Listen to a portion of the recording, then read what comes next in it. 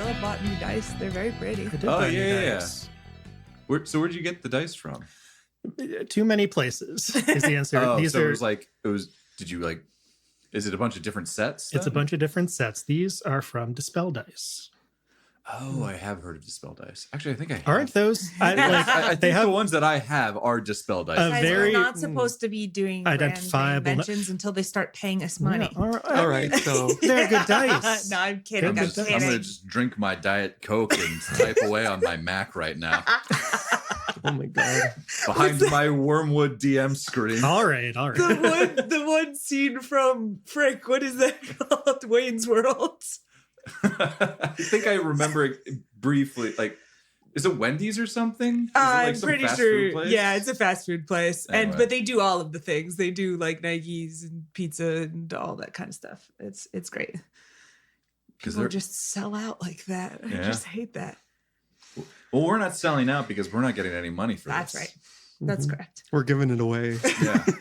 Well, I hope those dice roll as bad for you as good as my dice roll for all of you. Does Wow. that make What? sense? Vindictive. No, I I got an really? 18. We can get so there. Actually, mine are great. We can All right, get well. it there. Well, fine. Jeff, don't make your bad dice rolling problem our problem here. Come on. It's funny because normally there's like one player in the group that rolls really poorly, and for it to be the DM, I just need to like increase the difficulty of everything a little bit to compensate for my awful no good rolling. I think you just roll the most. You know, so that is statistically, That's true. no, that so can't be you it. statistically suck. You're just bad. And welcome back to the 7 Star of the Right podcast. This is session 87. 87, look at that. That's How you guys big. doing? It's Mhm. good. good. Hey. Doing good. Yeah. Yeah. That's a. No, it's not a prime number. It's divisible by 3 because 8 plus 'Cause you can 7 add 'em is up. 15. Ooh. When I Oh, learned yeah. that trick, Yeah. it absolutely blew my mind. Yeah. That's so it's nice. 3 times 29 then, right? I don't fucking know. I didn't do the math. Well, yeah, 'cause it's like, I didn't take it that step there. Yeah, You I take guess, it one step back, so nerd. it's 3 times 29. So it's Yeah. divisible by 29, which 15 is is also divisible by 3. 1 plus 5 is 6. 18 is also divisible by 3. 1 plus 8 is 9. Anyway, Schoolhouse Rock. Uh, We're doing it. Let's get- absolutely we are losing becoming- it. I'm No, learning let's get so through much. this. Let's get through this row on the times table. I have a note here from the last session that has nothing to do with the session itself. Hmm. Do you guys remember when I had a fever dream about a Groundhog Day thing Yeah. that no one else knew about? Well, I remember. I found it. It's called Groundhog Day. It's a children's book where Roland the raccoon kidnaps Godfrey Groundhog to prevent winter to help his ski resort business. Hmm. Wait, but that ain't Phil. No, it's That's not. and I'll die on this Phil. It's Godfrey Groundhog. I don't know what You happened can quote to me Phil. on that. His That cousin. ain't Phil. So like he got the wrong groundhog. I mean, then maybe that's why it failed, or I can't remember exactly what that happened. probably is why it failed. He was like, oh man. His the ski wrong resort groundhog. enterprise. I You think got we the wrong discussed this groundhog. last time on air, but just in case we didn't, somebody actually at my work looked this up, and apparently Puxatawny Phil has a 39% success rate at predicting the weather. So It's actually more likely that the thing that he says is going Is to wrong. happen Wrong, is yeah. wrong. that's right. I like it. Yeah. It's got a- not even like he gets it like right 50% of the time. Nope. He is worse than random chance. Also, I'm pretty sure it's people doing it. Spoilers, kids. what? No, the guy kind of holds the Yeah, him up he to tells the he's Big ear. Groundhog Groundhoggies. That's Geese, right. yeah. Punxsutawney Phil speaks into it. So you're saying that they're lying, that they're mistranslating the groundhog. I think they're mistranslating the groundhog. This I believe. I think the groundhog has 100% hit rate. I just the new dude just didn't does learn not how know to how to speak do it. groundhogese. I'm ready for this arc of the Punxsutawney Phil story where people are like, no, we are the true faith. We actually speak groundhogese, not the naysayers who get it 39% wrong. Right. So that's how I'm we're just doing, saying. Jeff. I'm In just Or case- misunderstood Puxatawny Anyway, Phil. the let's get back to the other notes that you took from session 86 and what happened there. Yes. Other than the Groundhog Day specific ones. Yeah, that got really weird real fast. Anyway, yes. So we started in the middle of a fight. Well, at the beginning of a fight, it turned out, because the fight went on for a long time. Specifically because we were in the mall and new combatants kept joining the fight, mostly unsuccessfully because they were hurling themselves at us from the second floor of the mall and splatting on the ground all around us. So we eventually got done with that, got back to our car, which was parked right in front of the mall, and then we drove back to Jimena. Jimena, yeah. Look at me remembering things. You did it. I did it. It's a Yeah. lot easier when you listen to the previous episode right before coming here. Yeah. So we returned to Jimena and then we ran into A wall. Zix and Dix, Yeah. Diane, and Fu, all from Glazov 5. Mm-hmm. And they were there because I believe Zix, who is the torque on the spider legs thing, was, I don't even know what they call it, but basically ready to go turn into a crystal and then get reborn 100 years later. Crystallizing. Sure, love that. Was ready to do that. Mm-hmm. So we had that moment happen. Mm-hmm. And that was nice. A little bit sad. It was a little sad, Yeah. a little Yeah. somber. That's right. Because it's like he is dying, but he also is not quite dying because he's Yeah. going to be coming back in a bit, Yeah, but in a different world that's with right. different people there. Well, Makes you think. Like Anyway, Narnia. I'll be there. that's true. Unless Not I, only- keep everyone else won't be. looking around. I mean, you don't know. You said could be short as 30. He could come back and we could just be all old. That's true. It's possible. Anyway, Yes. what else do you remember? Yeah. So we also got to see the birth of a new Torque named Quaid, which was cool. Mm-hmm. And then our contemplation of the wonders of Torque rebirth was interrupted by an alarm going off in the Phoenix, Mm-hmm. indicating that Nona's homicidal cousin was attempting to escape from the ship. Nona ran back, closely followed by the rest of the people, shut that whole thing down, turned Tara off, disconnected her from everything, all of that stuff. And then there was a bit of a debriefing session in which there's like, I don't know what to do. This is dangerous. Gotta figure this out. What's happening? Nona is convinced that there is a way to fix this, mostly because of specific wording in one of Claire's old prophecies. And she was trying to discuss this with just the Phoenix Pham, but then Leggett, who's being very nosy, in my opinion, You were the one who overheard sent him this. away.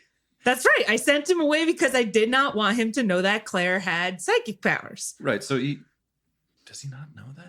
Well, he was adjacent to all of the things. We're not sure what he got knows. a We'll get to suspicion. that. That's fair. You also just said, why don't you check on EDI Eddie, 246. That's and right. he was like, yeah. And then he could have theoretically, he was like, you good? Yeah, I'm good. Just staring off into the middle distance, like I do. I found a knife. Oh no.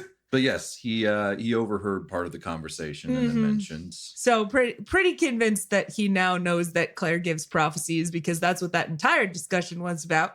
But also he tagged back in and said, hey, if we bring Dr. Kyle Reed and Dr. Samantha Calvin back, they might be able to help you with your murderous cousin problem. And then he just pieced out to go make dinner in the kitchen. Yeah, he just dropped that bomb. He and then was just like, left. This is an awkward situation now, so I'm going to remove myself from it. And I think started making dinner or something. Yeah, we had a whole conversation about how he doesn't apparently know what bread is. He calls it sandwich slices. Jeff. Oh, that Yeah, that's what I would say that I do not remember that at all. But it sounds like something I would say. Yeah, we were at the end of a solid 6 hours of RPGing at that point. It was a bit of a fever dream at that Yeah, point. I think we decided to shut it down after that because stuff was getting weird. Yeah, that's about what I have in my notes as well. One of the last things that Zix mentioned to you guys is last time you guys were there, they were playing around with the pseudo nuke. I think even like smacking it with a wrench occasionally. That's And right. you're like, Mhm. why are you doing this? And they said they made something with it. So that's something to look I'm forward to assuming when you they- go back to Glazov Yeah, I 5. was going to say didn't bring it with. No, they did not. You don't just normally bring a pseudo nuke with to when you visit the hatchery of your people. And Nona, I also have things here about your coded kind of letter in the. Oh, yeah, that's right. I finally got to send my letter. as it looks like a paper on True AI? Yes. So the whole idea was knowing that Deacon is keeping an eye out for people who know things about True AI. The thought was I could get his attention by publishing an academic paper that's like, here, let me tell you about True AI, but making it be bad so that I don't actually tell anybody anything about True AI. And then instead, inside of it, sort of have a coded letter to him, starting up a conversation and introducing a way for the two of us to talk. Mhm. So the next time we hit up the Metanar system, I'm planning on dropping a communication device. We've talked about these a little bit. They're basically like space mailboxes. Yeah. Somewhere. The whole idea is basically you put some kind of device, you leave it in the middle of space, probably powered by solar energy, and it's a way to leave encrypted messages such that someone else, when they come by, can pick it up. I was potentially planning on exploring the idea of having Tony get my mail for me, but I think if it's just in the same system, I can just get it myself. It's fine. Yeah, as long as you are in this the system itself, you would be able to communicate with that device. Yeah. My original envisioning of this was because I'm paranoid, putting it one system over and then paying Tony to regularly do spike drills over there and to check get it. my mail. That's right. Go get my mail for me. Bring it back to my sister's space station. Nona's allowed to be as paranoid as she wants. And also, you guys have a lot of money. You can spend it on whatever you want. Yeah, well. So yeah, we can start from there. We had that moment where Tara has just been shut off, not even put into the big mouth bass or whatever it's called. No singing fish for her just yet. And you all were kind of hanging out outside of the smuggler's hold in the hallway. Leggett overheard part of the conversation. You're not entirely sure how much, but enough to interject himself to provide the idea of, who could maybe fix your broken cousin? Yeah. The people who made you in the first place, or at the very least theorized how to make you. And then he was like, it's awkward now. I'm going to go and make dinner. So you guys have the evening. What do you want to do? Let's go back to the scene. Is there anything else that wants to be said there? He's getting too comfortable. We're going to, I know we've talked about it. I know we've skirted around this, but I think we're going to have to kill Dr. Leggett. Yeah, I was thinking the same thing. Okay, good. Murder on 3. 1, 2, 3. Murder. Kind of against murder. Damn it. Fine. All right. Let's break and reconvene in the morning. All right. So you guys have the evening before you were planning to head out, I believe, the next day.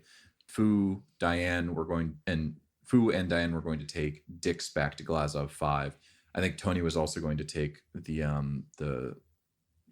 forget the name. Laughing Devil. Laughing Devil. Thank you very You're much. welcome. It was laughing something, and I couldn't remember who was the laughing Joker or It's the laughing Devil. edgiest. No, he has a tattoo of a Joker card. That's right, because Of course he does. Of course he does. Because he loves that movie. I love it. The movie He does Joker the is his dance It's just, personality. it just really speaks to him, man. Oh, yikes. Anyway, and he was going to take the Laughing Devil back to Glazov 5. You guys also talked with him briefly, and he talked about, he thinks the next step for him is to learn a little bit about the Beholder Collective and why they seem to be after him. I don't know if you guys have specifically told him that they also seem to be after We Claire. did, Yeah, we yes. did. Okay, cool. We specifically called out. So he's also making copies of all of the books we found for Yep. us. So that's why we have to stay here and not ditch him in the middle of the night. Yeah. And- So we're going to stay here until the morning. But yes, we did mention explicitly to him that people were looking for both him and Claire, did the significant eyebrow raise and lower thing, and also said that Rodana might have more information because she was also there when that information was conveyed. Mm-hmm. And so everyone's kind of going to go back to Glazov 5 in their own cars. That's right. Mhm. And then kind of reconvene there. And then you guys will probably go your separate ways at that point. But you have tonight now in Jimena. what do you guys do for this evening? Party, Party? yeah. All right. Hit up the cool bars. The They Torques, Do they the have Torques those in here? Jemena, Almost definitely. like a monastery. Yeah, So they don't uh-huh. actually really They can have. have yeah. pool bars. So they have some sick beers. That's I've what I'm been hearing. told, Do we yeah, know if They, mead- they Sure. make, they Mead make was a like thing. beers and mead, but they don't like really partake in it. They just sell it somewhere else. Hell yeah. Why? You sell it to us. Sure, yeah. I want a bottle, please. Your one credit, sure. Yeah. Amazing. I have that. Take it Amazing. out of the group fund. Come on. It's a credit. And also it's mine. Some, Oh, okay. some So you're torque- not sharing. You're not some sharing. torque with- mead. Not unless anybody wants. I All can right. I can No. get a big bottle. Do you guys want the big bottle? I'll go get the like 750 Can I have, milliliter. like, a sip? We have to vote on it survivor style, but I guess maybe. Oh, Let's I'd get a big rather you bottle. do That it in was the a- house, honey. I'd like to partake. And everything said, that was like a very good excursion. I think we can. I don't know Can enjoy what's ourselves a what's the little bit. legal drinking age on Jemena? Oh my God! Come on, you Like can drink. 600? Who were you asking this to? In The general, monk. like- We're gonna go find Dix, who's currently in mourning, and be like, "So what's vibes around here? They cool? They narcs? What is happening?" So Are you cool? Do you smoke? And he's like, smoke what? Yeah, You're like, "Oh no." You have someone in front of you who you didn't get the name of, but they're an opal by the number of triangles that they have carved into their crystals, and they just go, That's okay. No, you'll find them. We just kind of he's give a human. mead to, torques as soon as they come out of their like little cocoons. Oh, So, that's nice. Yeah. What a Little nice baby little bottles. ceremony. Yeah. torques don't really have babies, so to speak. So like as soon as you get popped out, you can start drinking if you want. Yeah, I mean, when you're technically millennia old, I'm sure it's like, Yeah. well, yeah. Unless it resets. Well, I most guess of it us technically normally resets. count from our most recent rebirth. I mean, that makes sense. But Because it's In the hard to grand trace scheme of back the universe, all the way it's just back. kind In of fact, like- a lot of those records were lost when the scream happened. I'm sorry to make you talk about that. It's okay. Okay, cool. I take the bottle and pour some for Yeah, so Claire. Claire, you can have Guys a need bit. like a crate or something with like little cardboard so they don't knock into each other. A crate? Are How we many buying, bottles like, are we little cardboard buying? box? Yeah, sure. I mean, is it good? Oh yeah, very good. Yeah, sure. How big are these bottles? You know, How big wine are size. these bottles? Right. 750 milliliters. 750 milliliters. Okay. Yeah, let's take 6 bottles. All right, yeah. Having a good time. And he Having starts a- putting Or, them in. bad time. One of the two. I think honestly, Noda has mostly just been following people around at this point. Very much a like enjoying company, but not much to add here Mhm. sort of thing, especially when it comes to consuming alcohol, That's which true. she cannot do. Poor soul. Poor soul. How much do the bottles cost? Oh, each one is 1 credit. Oh, okay. 6 whole credits. Great.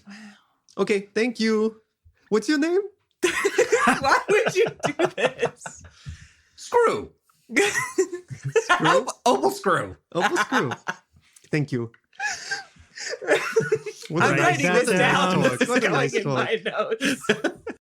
Opal Screw has the mead. He does. He sure does. The mead Mead. for speed.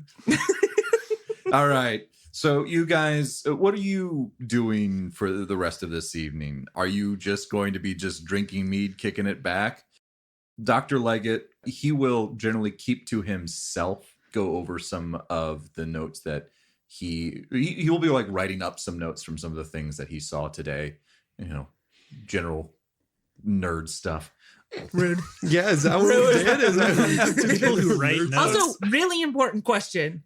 How was the dinner he made? Oh, it was like a step above awful. It was Like it was stacks of peanut butter and it was jelly. extremely subpar. Couldn't Like he find didn't them cook the sandwiches. spaghetti enough. Like Oh, it still that's had a little, bad. it had a little bit of a crunch to it still. Mm. Hmm, Cool. Well, tolerable. now that I've inflicted this misery upon the organic beings in this party. Okay, yeah, I mean, so how long is the trip to Glazov 5 going to take us? That is a great question. How long is the trip to Glazov 5 going to take us? Assume we trim. Assuming you trim, so it normally takes 6 days. Trimming allows you to, I believe, have that. Yeah. So that would be 3 days. And then once you arrive there, it'll be another 2 days to actually travel to where Glazov 5 is. Gotcha. Cool. So a total of 5 days. Sounds good. I'm glad we got the 6 bottles. There you go. Yeah, I mean, are we good here? Are we ready to leave? Anything else? How much do you think Dr. Leggett knows about Claire and her prophecies? Like, what do you mean? Well, I was trying to keep that between us until, he came in there at the end. But there is that one section that pertains to him, I think.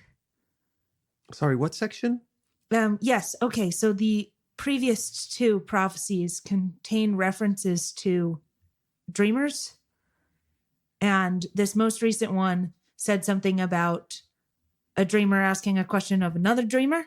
And I think that means that's Dr. Leggett. So then moving backwards, the previous one said something about the closer the dreamer gets to their dream, something about symbolism of death following behind that. Yeah, the pale-faced rider thing. So you think what his dream is? What does Leggett want? The return of AI? He wants to build a true AI. Okay. And so then it follows that every step he takes in that direction might pose a risk for him. Or maybe it was just that once. I don't know. But it feels like something we should warn him about if we're not worried about giving away Claire's secret. I mean, we and he already know that Deacon's out there. That could just be all that means. If he's trying to make a true AI, Deacon seems not to be about that. I don't know how much more there is to it. We also we don't need to be like, hey, this prophecy says that you might die if you stay with us. I think that's pretty implicit in the staying with us is like there's a specter of death around there. Oh, I was actually more concerned about what happens when we part ways. Oh, well, I mean, again, death is always there. Like, it's not like if he's with us, like maybe the chances I don't think really matter. Like it doesn't swing one way or the other whether he's here or not. He might fucking die. That's just the word. That's just the world. But yeah. So if to your question of like, do we want to like lay everything out? I don't personally think so. I think the less we explicitly say, the better. Okay. But that's just me. Yeah, no, I agree. I mean, yeah, anyone could die all the time, like, organic people at least, except for apparently some genetic whatevers. But like, yeah. Oh, yeah. Yeah, I don't know. I don't think we need to go into that with him. That's just me. Like, okay, he'll be fine. That's all I got. Okay, cool. But yeah, we'll go to Glazov 5 and we'll see what's there then. All right. And so you each retire, I assume, throughout the night, and eventually the next day arrives. As you guys are getting ready to start your next day and to shove off, you hear a knock on, well, you don't hear a knock, you hear like the little ringing of the doorbell on your cargo bay door, and a quick look at the cameras. See Tony there with just like a stack of books, kind of like in a crate. Those will be mine, thank you. Leave the books. Take the cannoli. Yeah. Okay. Yeah, I mean, we'll answer, I guess. Yeah. And If we must. And so he hands over the books to you guys and says, all right, I'm going to head off to Glazov 5 then. If you guys are heading back there as well, right? Yes. Yeah. That's the plan. All right, cool. Well, I'll see you there. And he kind of gives you like a little bit of a salute and kind of thinks that it's stupid and then walks away. Nona You can see nods himself just completely kinda like- solemnly at that. No knowledge of how much of a dweeb he is. And so you all are ready to shove off of Dimos. Is there anything else that you guys want to do before you head off? Nope. All right. No, we're good. No. And so you start to leave this nanite stricken world behind as you get higher and higher into the sky. And you travel a ways until Nona is able to start a spike drill. Spike drill you've done this plenty of times before. In fact, you have a feat that I think means that you don't even need to roll That's right right. now. I So, believe it is Starfarer, but yeah, it is. and you can do this even while trimming the course. So it will be a total of 5 days, 3 days in metadimensional space, and then 2 days of after arriving at your destination, traveling to that region of the Metanar system that contains Glazov 5. And so you guys find yourself with, once again, reminder, Claire's obviously with you, Leggett, and EDI 246, and a shut off Terra. And a You have- dog. And a dog. Mhm. Argy. What a Argos. fun group of people. Yeah. A motley crew, if you will. So you now have 5 days to reflect on the events of Demos and Fistos to some extent. There's only 2 days between the entirety of Fistos and your time on Demos because there was no spike drill required to go in between those two. What are you guys going to be doing over those 5 days? Like, what's the primary thing that you all will be doing? You did get the books back, so looking into that stuff is certainly possible. But yeah, what are you guys doing? Let's start going around the table. Start with Micah. Yeah, I think that Micah is pretty interested in some of the stuff that we found at the library, especially like this like interesting stuff that Tony was looking at about these like old psychics. And was there just the comic book that we found about the travelers? Was that kind of the only lead on that front that we got? Primarily, yes. It All right. was a series of comic books. It wasn't just a single one. It seems to be a whole complete set that you've gotten. But yeah, you also obtained a bunch of books around. There was a couple that you grabbed around like the history of Neo Opus, a little bit about nanites and the science behind them, some Paris science books that talk a little bit about quintessences and is almost like it's not so much a religion as it is like a spirituality kind of that's around it. What? Why are you No, like, I hate them. No, that's not fair. it's like crystals? Particular people very much amuse me. I'm not so much as religious as I am spiritual. There you Like, go. It's a you're about vibe. to try and sell me some really weird shit, aren't you? Basically. So you have Do you some. own a quintessence? You have some books about that, which you found when you were looking up quintessences, as well as there was a book that you picked up called Myths and Fables from Metadimensional Space, which talks about all of the spooky nasties that maybe come from there. Yeah, that specifically we found because we were typing in descriptions of what the flesh beast and pals The looked shibboleth. like. Yeah. Yep. I We can really say it like on air. No. That's fair. I really wanted to remind people also that it was the flesh beast and pals, though. Flesh Beasts and Pals, yeah. Yeah. Zarbzik's here. That's right. Sarv And Seer boy. friends. Chris. Zarbzik's here and friends. Yeah. I think Jeff is still slightly mad at us that we never asked that one's name. It doesn't matter. They're Chris now. It's fine. You'll learn it maybe eventually, or you won't. It doesn't matter. I'll know it's there. So yeah, I think Micah definitely, we found, feels like, metadimensional energy space is kind of tying a lot of these different things together. And she's kind of curious about that. So if there was specifically some stuff to delve into about nasties and the like from beyond metadimensional space, I think that would be her main focus. And then also she likes comic books, should probably go through the Travelers as well if there's time. Okay. Is anyone else? I'm going to say this is just. I'm going to give everyone else the opportunity to dive into this stuff as well. So I feel like not to control your character. I feel like Nona would maybe be interested in some of this stuff. Is Yeah, there I think anyone so. in particular that Nona would be reading? I'm going to say just maybe one for this trip that you could kind of like pour through, but get almost all of the information from. Sounds good.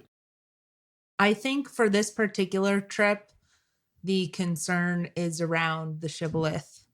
So focus would be on what they sort of are. Okay, so this is one of the same ones. So I guess Yeah, if Nona wants to focus on that more, that's cool. I'll read the traveler stuff. cool. Yeah. So you take a time and kind of like set up in your bedroom, kick up your feet, and it seems to be over the course of a couple of arcs. And you've read stuff like this in your childhood before. It's a standard like superhero comic. It's quite formulaic in a way.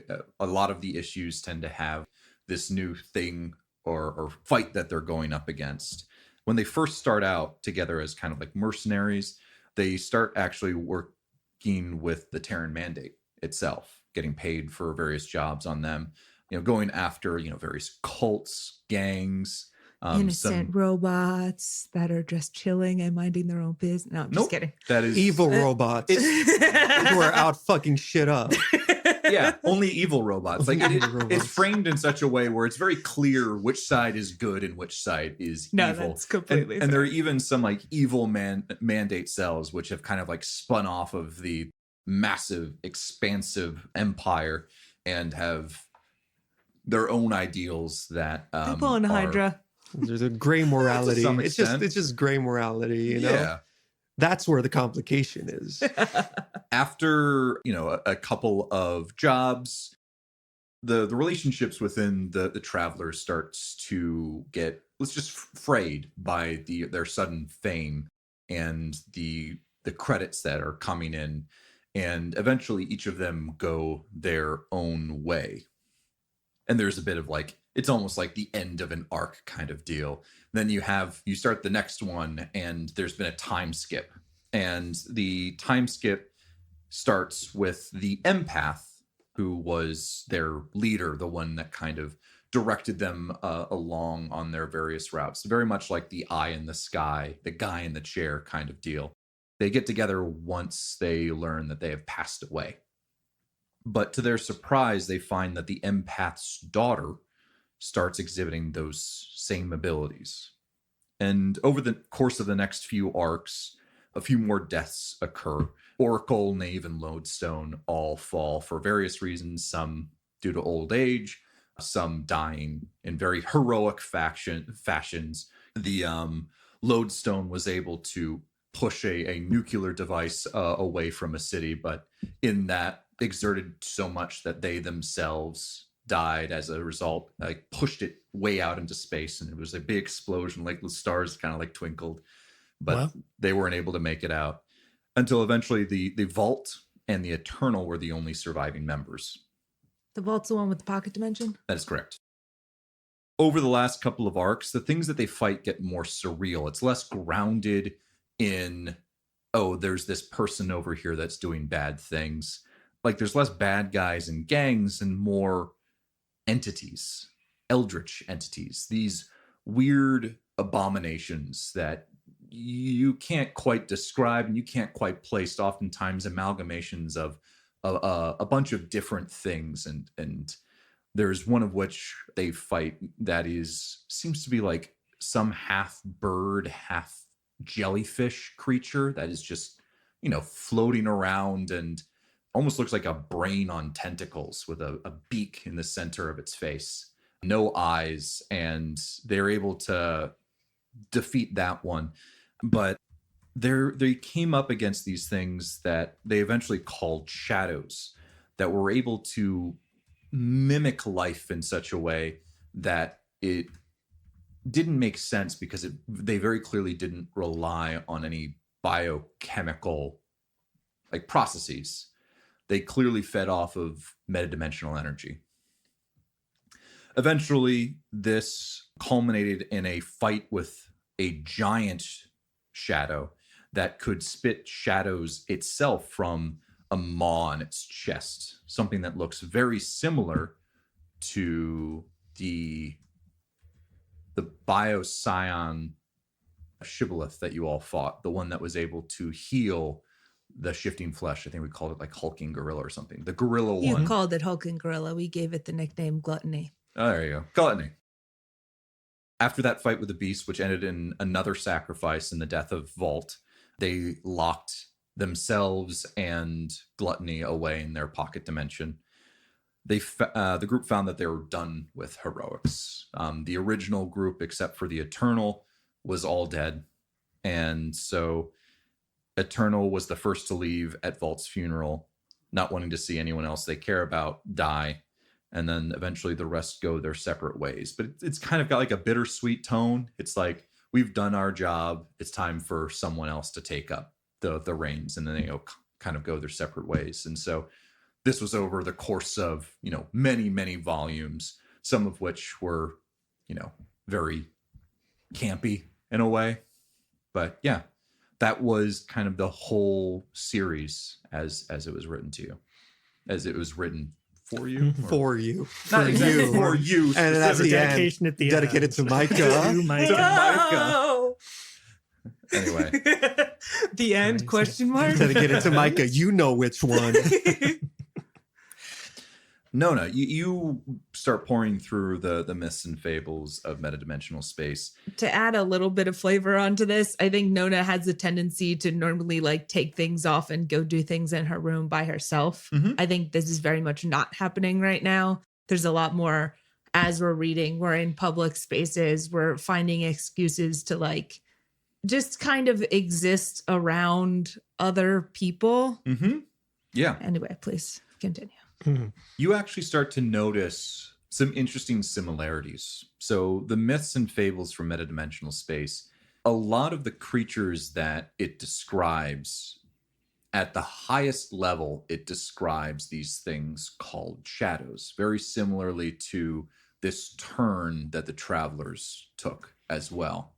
It's described in a little bit more clearer detail, at the very least in this. And also it's, again, this is not like a scientific journal, right? It's very much written in a way of, scary stories to tell in the dark. And so Does it have those terrifying drawings? Oh, as well? absolutely it does. Oh, some of those still stick with me. I know what the cover of the first one looks like. I see it every time I close my eyes. And so as it describes, a lot of these things at a high level are these things called shadows. These are beings made purely from metadimensional energy that either come from some kind of ritual that might summon them from psychics, or when there is thinning between our reality and metadimensional reality, that metadimensional energy can kind of pool and they will coalesce there. They can take almost any shape. They do not rely on biochemical processes like most other living things.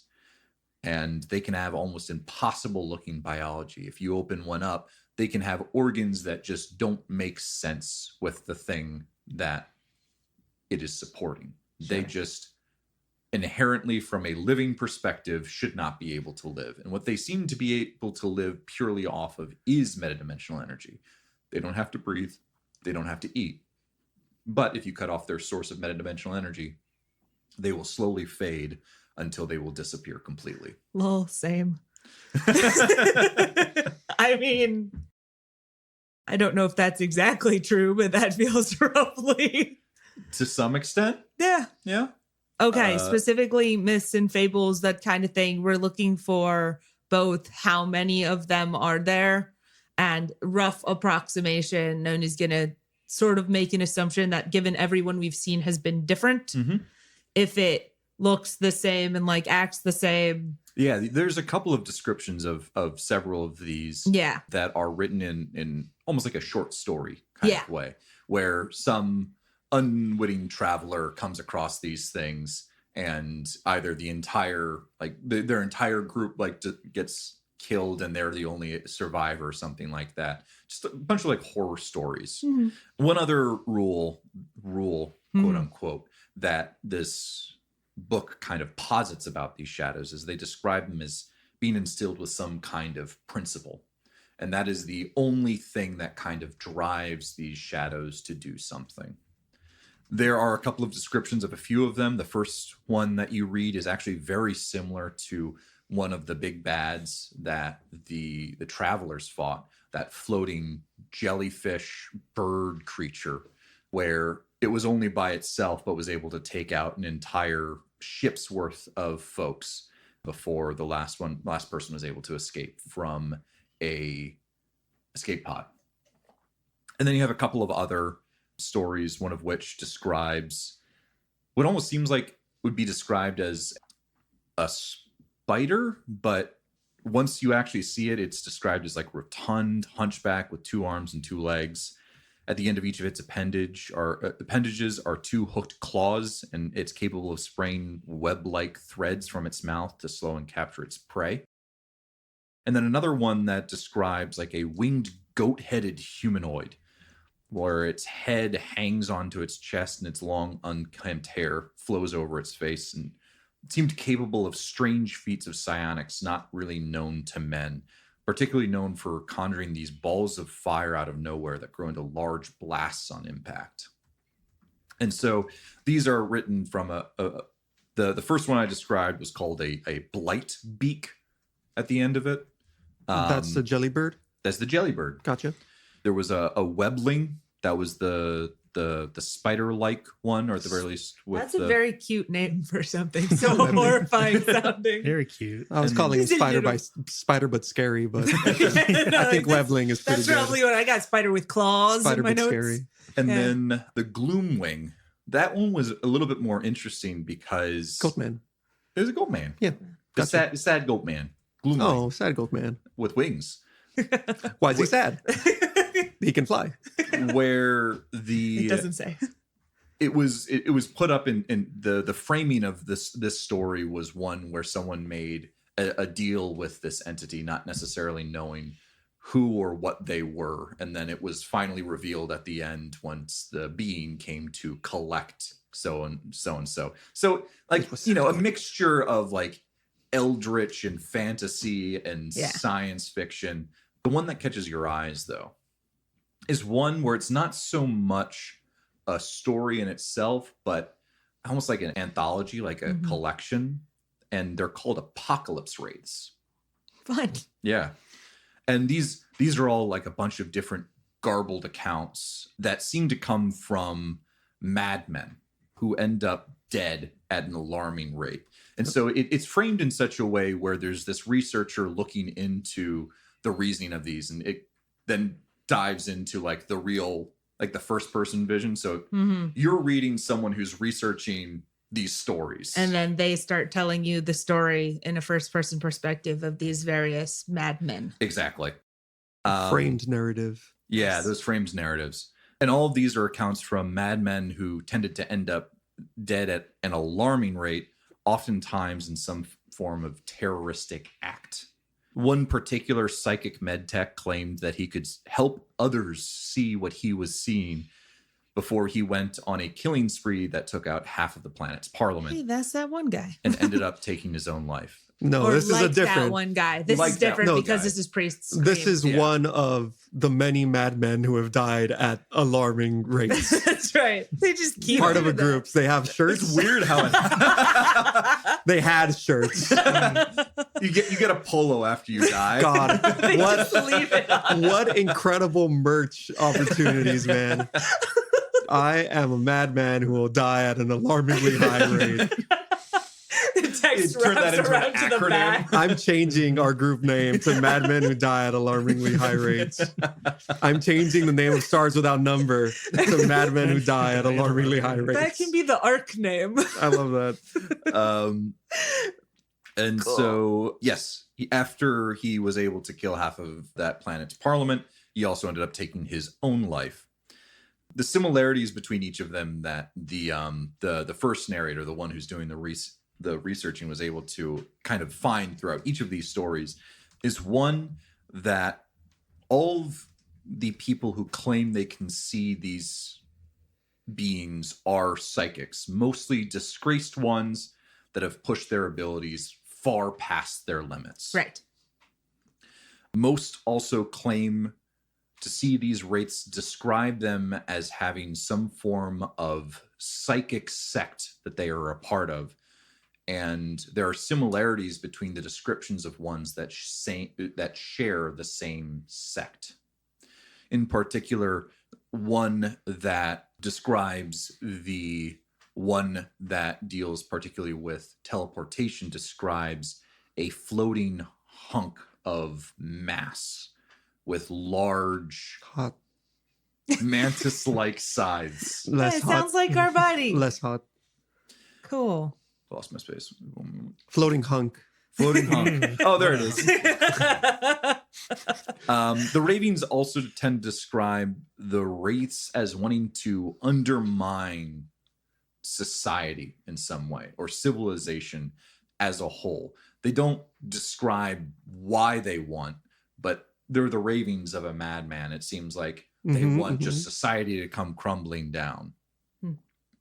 The researcher who's doing the high level of these things hypothesizes that these images are shades that live, or shadows that kind of live in metadimensional space, and it's only that torching yourself can you actually see them, and that seeing them drives them slowly insane until they themselves commit the act that they believe the shadows are planning to do. Sure. And obviously this one ends with the researcher coming across one of these things and dying horrifically. No. Yeah, you know. Yeah, I got you. Down a dark alleyway at night, you've wrapped up your research, you hit the end, you closed it, and then you locked up your house, and then you walk into the alleyway, and then a shadow appears. Yeah, I got you. And then it comes out again where it's like a reporter's report of the death after the fact. That's cool, man. Yeah, anyway. And then it's like two rich people and their son walk through that alley. and that's you how go- you you get went crazy, Jordan dude. Donahue.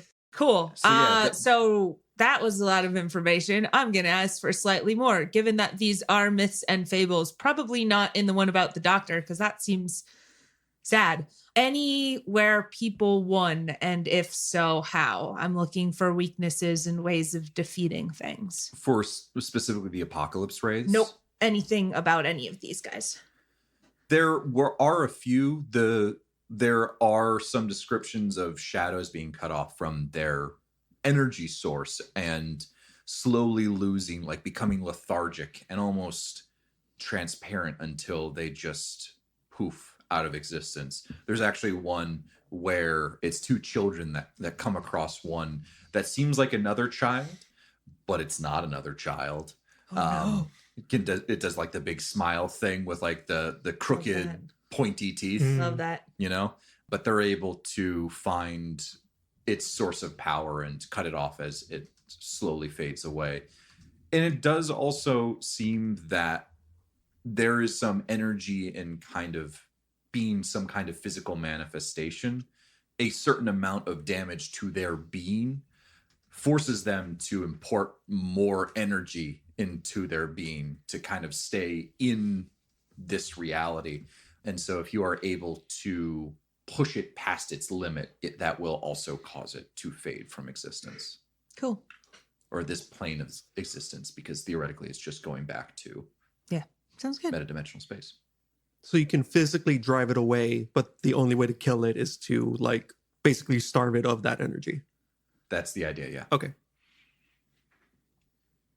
Cool. Yeah, and so physically damaging it can also cause it to run out of that energy that Gotcha. it's drawing upon. It might need to pull too much energy into itself and effectively starving itself as it's trying to heal from the damage that you're doing to it. Okay.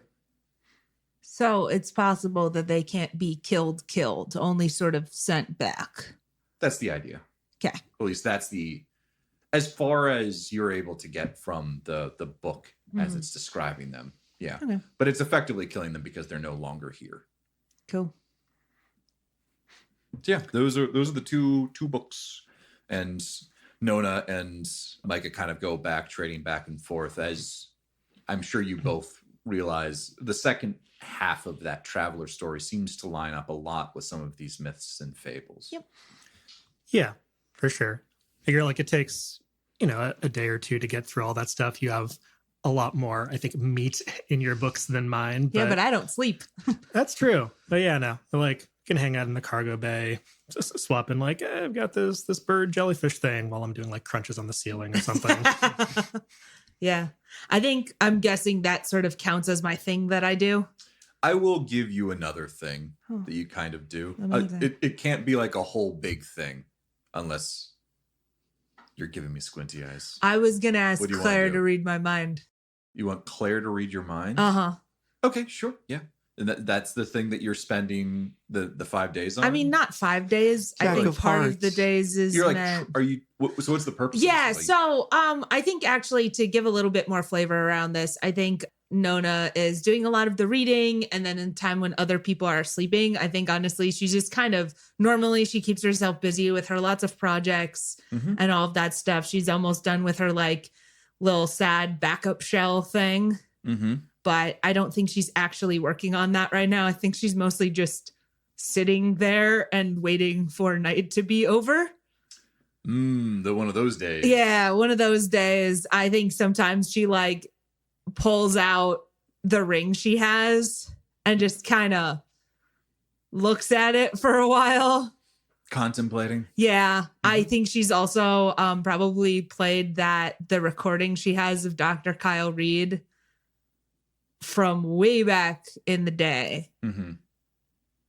A lot. Oh, the one where it's like, Yeah, Give his him hell, basic Sam. goodbye letter to his wife that he left next to his dead body, that whole thing. all right.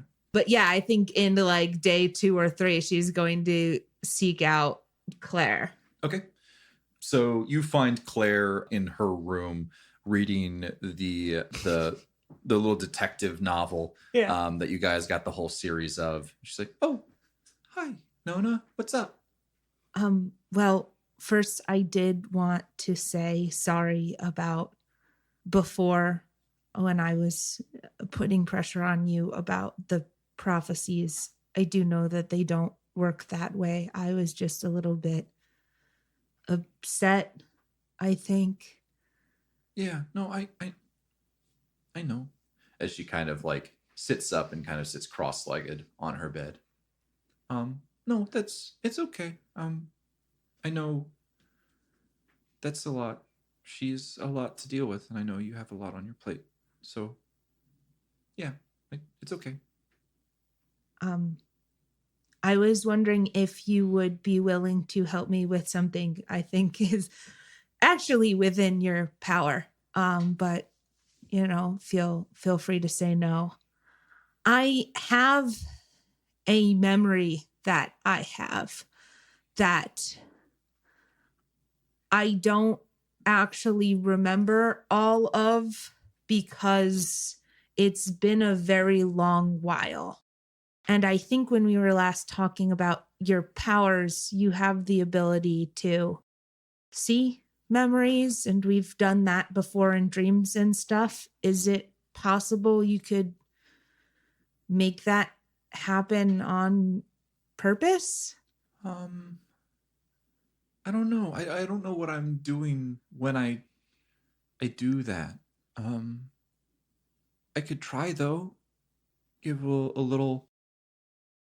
I'm gonna have to like, in order for me to understand, a person enough in order to do that, I really need to be in rhythm with the metadimensional flow, which means kind of spending a lot of time in that moment. It seems unconsciously I'm able to do it, but I don't know how to consciously do it. So we're gonna have to spend some time.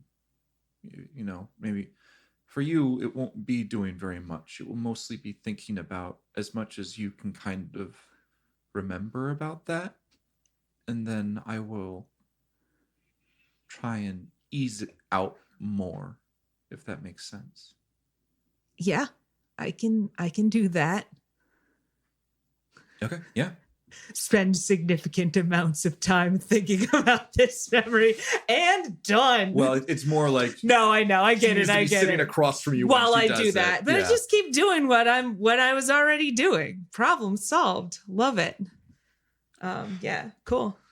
So over the course of a few days, you go through this process where you spend probably a couple of hours with Claire, where she is sitting in front of you, just intently looking at you with these flashes of metadimensional psychic abilities just pulsing off of you as you think more and more about this. This has always been something that has been in the back of your mind. As far as you're aware, it's over 600 years old.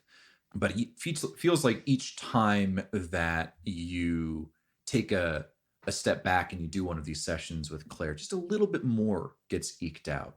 You see a resemblance of this person before you more and more, where she has this gray and brown hair kind of pulled up in a ponytail and these big, large goggles. You vaguely remember, also being on a slab. You feel happy, also confused, and eventually you're able to get to the point where this memory becomes as clear as Claire and you in front of you right now. And you find yourself opening your eyes up for the first time to see a woman standing over you, staring at you intently. This brown and gray hair that you've remembered so much being pulled back into this simple ponytail with these large goggles that obscure her face and magnify her large blue eyes, giving her almost like a bug-eyed appearance. You're not sure why, but deep down, you feel like she's a good person, even though you've never met this person before. Someone who will keep you safe. And as you lock eyes with her, she talks to you directly and says, "Hello, can you hear me?" Hi. Yes, I can hear you. Her eyes widen, and she sits back slowly and pushes back the goggles on her forehead, revealing her whole face, which looks strangely familiar, but is wrinkled with the touch of time, 20, 30 years perhaps. And she sits back and she says, "I did it." Did what? "Oh, well, I made you." Oh, well, congratulations. And, thank you, I think, for making me. Who am I? "Oh, I've been calling you Nona." Nona. I like it. And who are you? Dr. Samantha Calvin. Well, it's very nice to meet you, Dr. Samantha Calvin. The two of you look at each other for a moment and two in silence. And then you speak again. Why? I'm sorry. Why? What? Why did you make me? What's my purpose? At that, a different emotion flashes across her face. It's not excitement. You know that you'll be struggling with emotions for a while. You can't quite tell what it is that flashes there. "I was trying to make something as close to a human as possible." She shakes her head and then looks down and begins typing something to an electronic device on her lap. Well, then, I shall endeavor to be as human as possible. You start to sit up, trying to, make sure she's happy, content with who she created you to be. And she says, "No, wait." She holds out her hands in front of you. Yes? There's a pause, and she says, "You're not finished yet. You're still missing a component, a piece I haven't added yet. You're not ready." Oh, okay. As you slowly lean your head back onto the table. When will I be finished? She stops typing and looks to the side. "Soon. Something feels off. You're not quite sure why." Okay then. See you soon, Dr. Samantha Calvin. As he reaches over and presses a button, There's a hesitation in her voice, and she says, "Goodbye, Nona." You descend back into unconsciousness. And you find yourself sitting in front of Claire once again, her legs pretzel style on her bed, with you sitting side saddle on the bed in front of her. And she says, "I think that's it." Did you see it? "See what?" Oh, the memory. "Yes, a little. What did you think? Knowing what we know, she seemed tired, excited for her accomplishment, but not excited for you." Yes, this is what I was afraid of. "I'm sorry, Nona."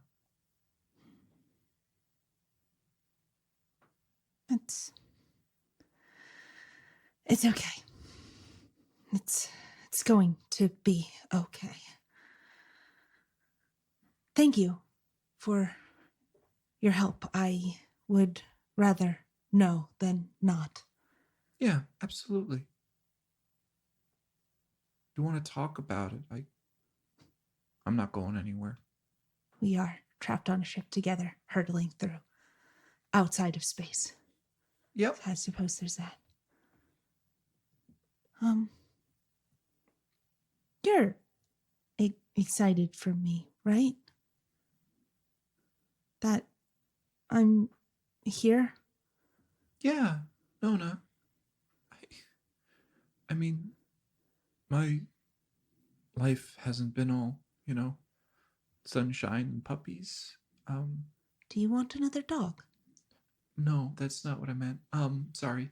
It hasn't been. I'm happy for you because you want to be here. There's not a whole lot of people that want to be here, like around. And so, found family and all that. I like that. Thank you. She tentatively kind of like reaches out her arms and kind of like a hug. Oh, yeah. We've figured this out. We know about hugging You now. figured out hugs? We know how hugging works. We hug Claire. We do not hug Alex. And so we pull back from there. And Alex, what are you spending these 5 days doing? Yeah, I think Alex is around the ship, generally available. Do we have any like actual real world news source on the ship? At one point we got a news drop, but it hasn't really happened since that. Yeah, and in metadimensional space, it's very difficult to get any form of communication. You're moving in between realities, basically. And so while you're there is nothing from the outside world as far as you know. But that's only 3 days out of the 5 days. Once you actually arrive into Glazov 5, you do get a couple of headlines. Anything in particular that you're looking for? Anything about the Beholder Collective? Any news out of Orisiame after like all of the island information we distributed? See if any of that's hit the news waves, the airwaves. But yeah, that's about it. Yeah, there's a couple of headlines that come out over the radio in that time. First one is called "The Children of Silence and the Edge of Collapse," and so you hear just this is a report kind of being read out over radio. Basically, someone reading out like a news article. "Children of Silence continue to lose footholds in Orisiame after the Orchid dossier is printed. A detailed report of kidnapping and experimentation that the Children of Silence has been performing on its populace for decades. After the publishing of the dossier, all major Silence strongholds in Corsia and Strania were lost and raided. The Children of Silence have been able to maintain some hold over Ostia, primarily around Principa, but unrest continues to grow on the rocky planet. In a show of both strength as well as an attempt to quell the masses, the Chancellorship has announced the selection of Chancellor Kindheart." And Amazing. Sorry. Chancellor, good we're person. transitioning From austere to kind heart. Exactly. Amazing. You gotta have the right messaging, right? who looks suspiciously like austere with a different hair color, And glasses. who's promised to rule with an iron fist and quell the rebellions.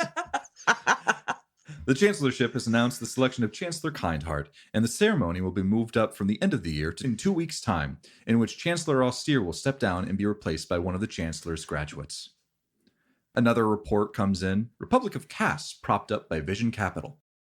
After pulling from the Orisiame trade deal and expending a great deal of the treasury on ventures in Malmoa Rodi and Genus, the governmental body of Cass was found to be short on funds. Vision Capital was able to step in to avoid disaster of the Republic being unable to pay its bills, but a growing distrust is building among the populace about the government's ability to rule and its reliance on the Beholder Collective and its subsidiaries.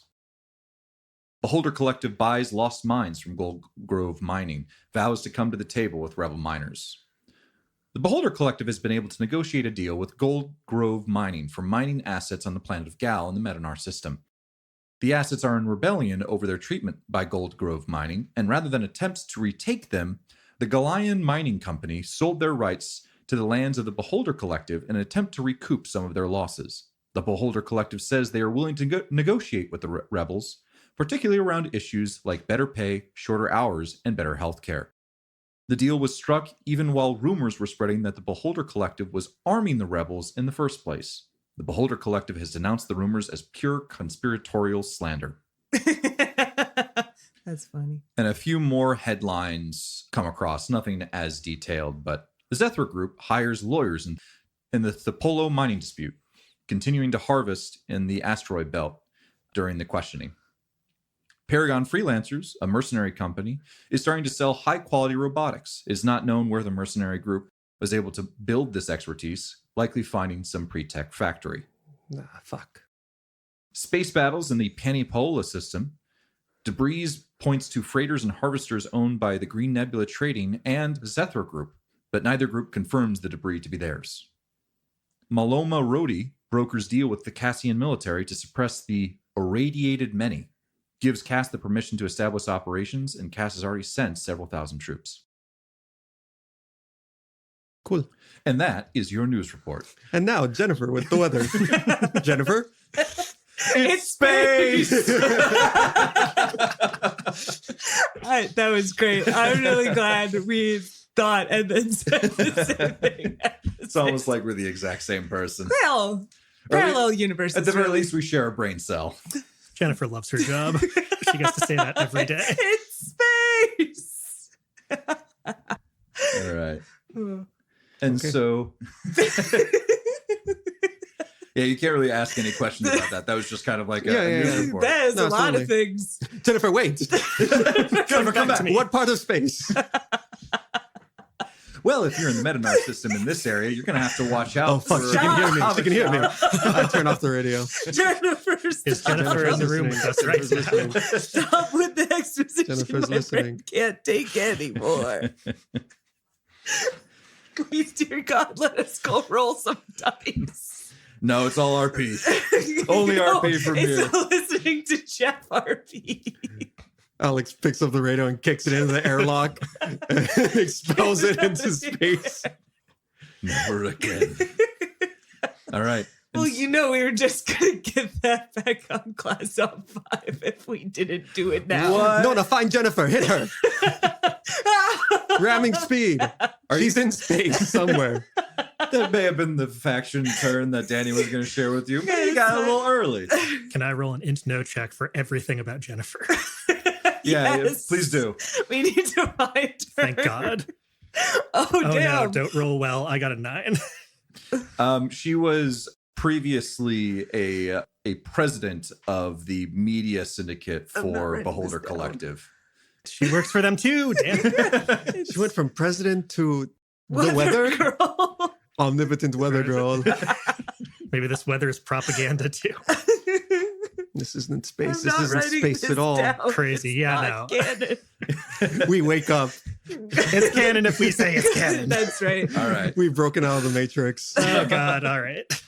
And so those are the 5 days. Is there anything else that you guys want to discuss with this information that you learned over these 5 or so days? that you want to discuss with other folks, or are you just ready to go to Glazov 5? Well, you're going to Glazov 5. I'm saying, like, We're doing fast forward to it. Yeah. narratively speaking, Please are let you me good to go to Glazov 5 right now, or is there anything that you'd like to discuss before there are a bunch of NPCs around? Oh, I should check really fast. Probably just in the days that we're being reading buddies. I will also look over at Micah and be like, oh, also, did you want the sword we brought back? It's pretty neat.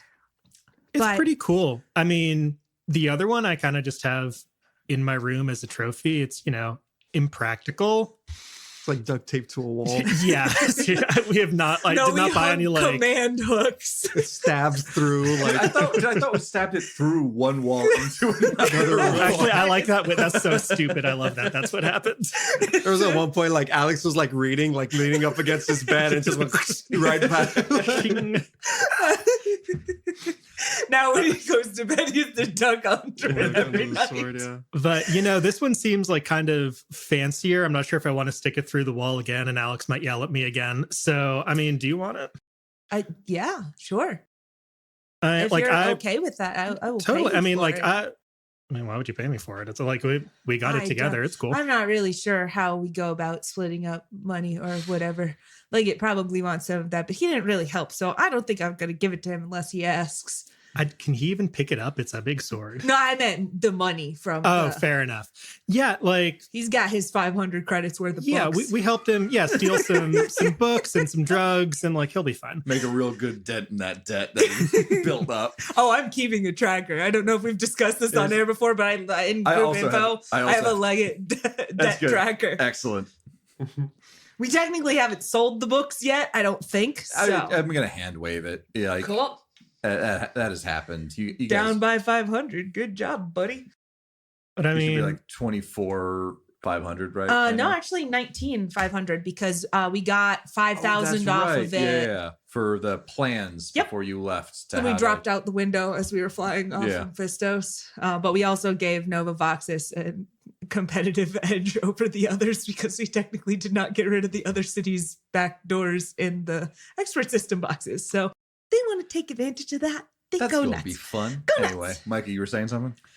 yeah, no. Do you think that you're able to use that cool, crazy thing that that the guy did with this sword with your biology or lack thereof? Yes, it did seem to work fine enough in the horribly traumatic fight with the zombies that kept throwing themselves at us. It does seem to impart a bit of a physical cost, but yes, I think it is usable, and it would be nice to have something that I can use to hit things at close range. Besides the poison knife. Yeah, so take it. It's yours. Excellent.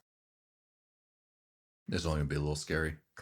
It's a cool ass sword. It is a cool ass sword. That's why I gave it to you guys. Well, I put it in the world so you can take it if you want. And then Philip dragged us kicking and screaming in to get it. And I'm so glad he did. All right. So, anything else that things want to discuss before you all reach Glazov 5? I think we're good. Okay.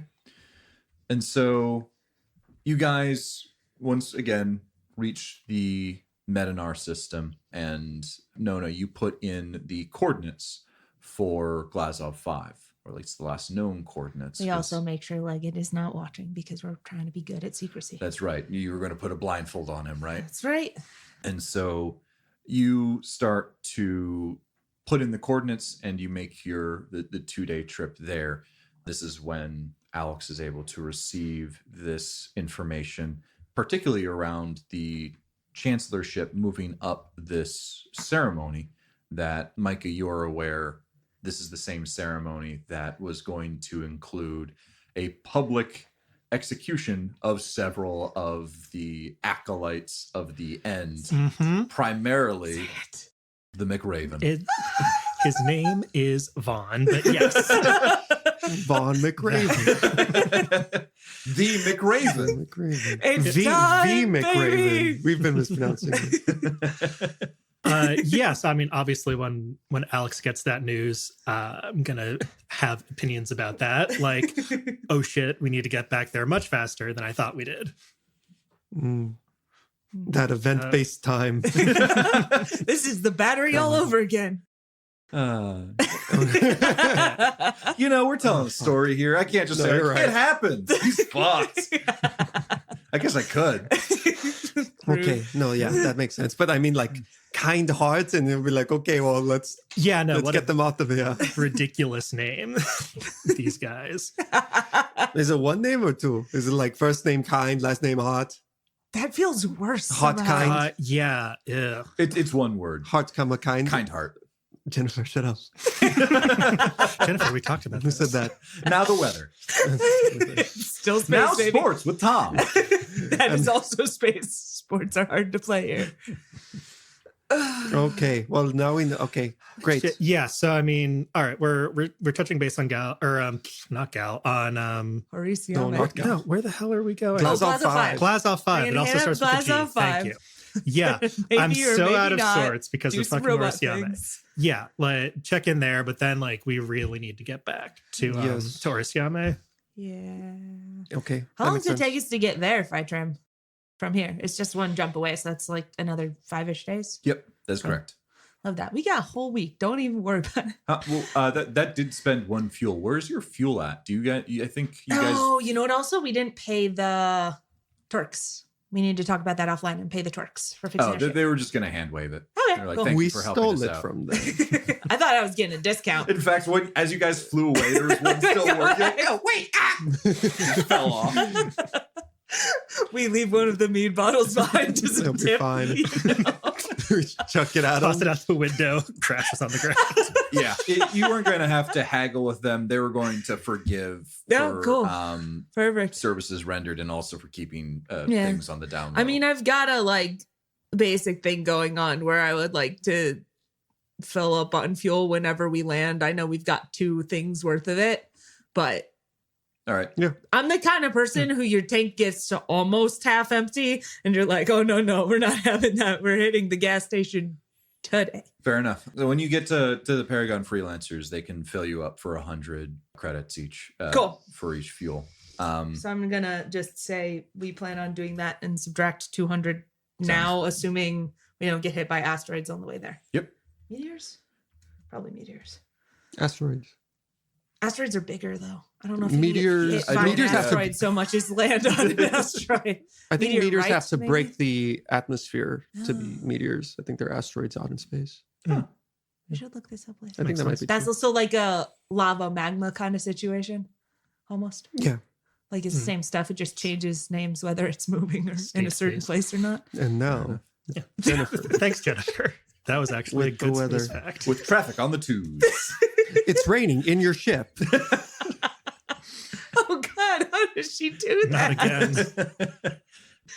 And so eventually after these 2 days of flying towards the coordinates that you made sure to hide from Leggett, Yep. you once again see Glazov 5. As we've described before, it looks like a grape impaled by a straw with 2 We've rings come on home. We're either home. end. Eerily so. Now, when you've seen this place twice, and the first time it was almost in disrepair. Only 1 ring was actually functional. The next time you came back, it seemed to be about 50% functional. Now you see lights starting to go down to the inner ring on the bottom level. So it is almost nearly like probably 75% complete with its repairs. It's starting to look, not like a piece of shit. So You watch it, mister. That's my sister you're talking about. that's not her. I guess that's kind of Yeah. yeah. Yeah, she let herself go. No! Yeah, I have to admit. Sorry. Wow. I'm just body shaming a space station. And so you arrive once more. You are hailed when you come across with that same cheery voice that you heard before. Hey, boy. Hello, the Phoenix. Please land in, I don't know, Hangar 2. They left me alone at cons. Hello, ADM 141. It is nice to hear you again. It's nice to hear your voice too, Nona. He remembers me.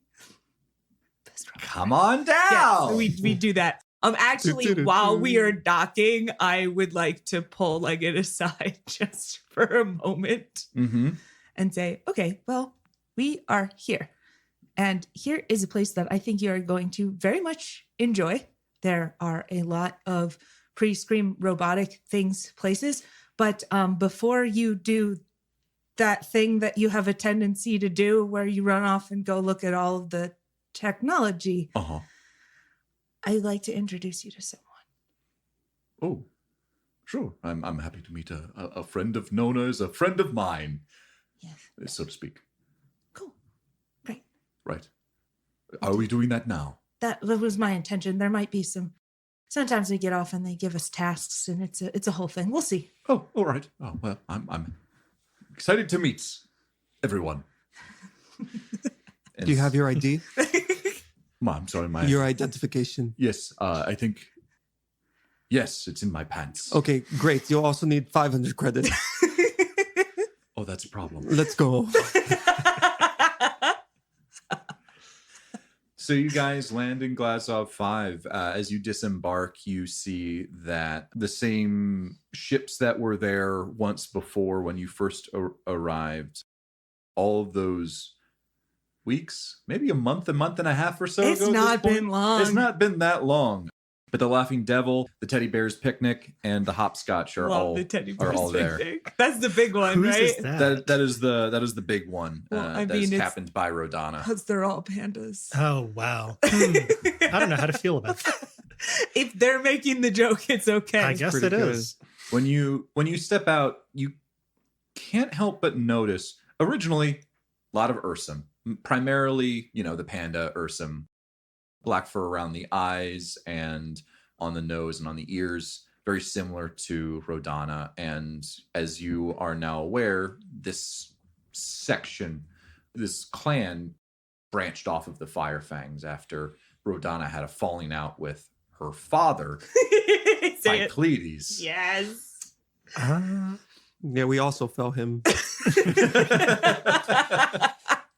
So that's going to be an interesting conversation. But you can't help but notice that when you look around, there was a lot of Ursum before. There were some humans here and there.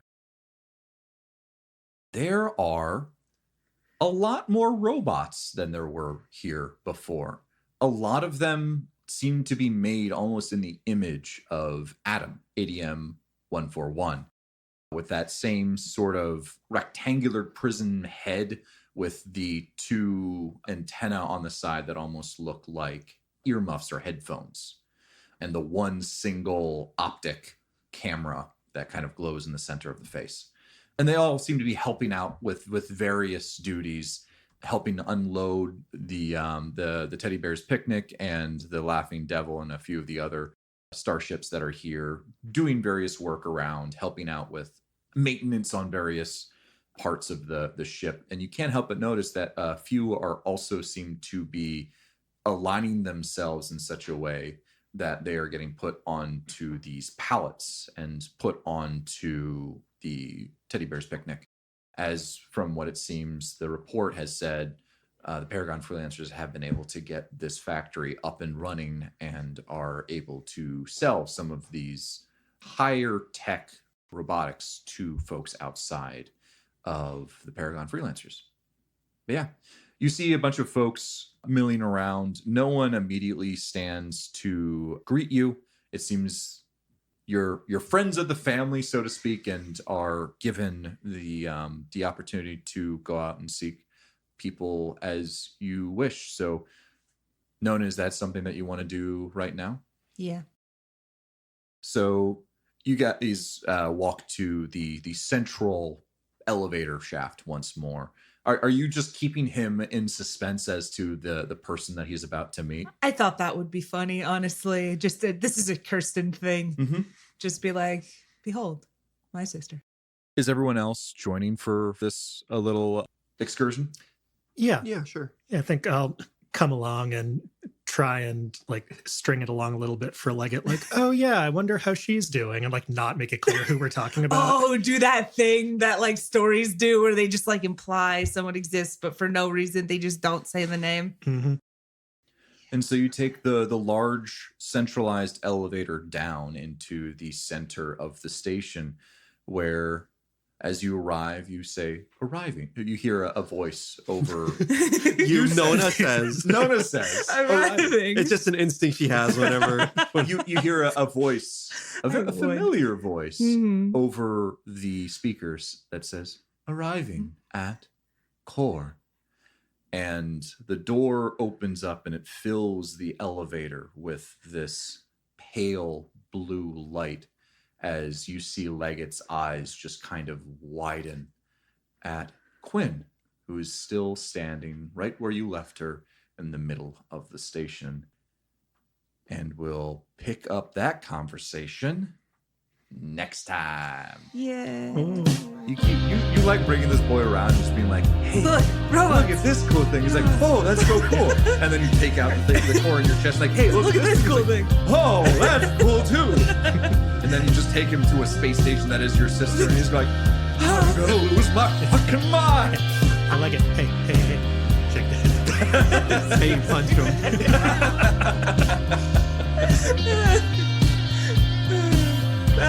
Well, you should enjoy it while it lasts because it's about to get sad. He's gonna fucking die. because we didn't tell him about